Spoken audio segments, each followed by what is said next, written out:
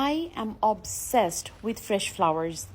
সবসময় আমি ট্র্যাডিশনাল যেই রোজেস বা গ্ল্যাডিওলাস বা লিলিজ এগুলি দিয়ে এই ফ্লাওয়ার বুকে বানাই। এই প্রথম আমি ওয়াইল্ড ফ্লাওয়ার দিয়ে ফ্লাওয়ার বুকে বানিয়েছিলাম।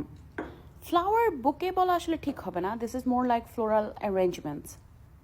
এগুলির পিছনে আবার অনেক রকমের সায়েন্স আছে। আমি মাঝে মাঝে ইউটিউব ভিডিও দেখি, আমার কিছু কিছু পছন্দের ফ্লোরিস্ট আছে, তাদের চ্যানেল ফলো করি টু মেক শিওর যে আমার ফ্লোরাল অ্যারেঞ্জমেন্টগুলি যেন সামহাট নাইস লাগে দেখতে। প্রত্যেক টিউসডেতে প্রিয় মানুষ ভদ্রলোক যিনি আছেন উনি হয় আমাকে ফ্রেশ ফ্লাওয়ার কিনে পাঠান অথবা নিজে নিয়ে আসেন। এই ট্র্যাডিশনটা কীভাবে শুরু হয়েছে জানো? আমি যখন বাংলাদেশে থাকতাম তখন আমার একটা পছন্দের ফ্লোরাল শপ ছিল, ওদের ওখানে প্রত্যেক টিউসডেতে ফ্রেশ লিলিজ আসতো।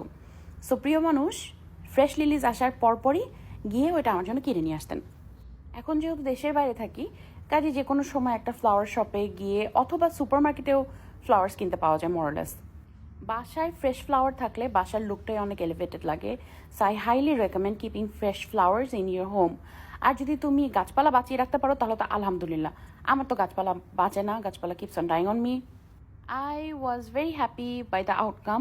আমি টোটাল 1 2 3 4 5 5টা ফ্লোরাল অ্যারেঞ্জমেন্ট বানাতে পেরেছি and I think they look pretty nice.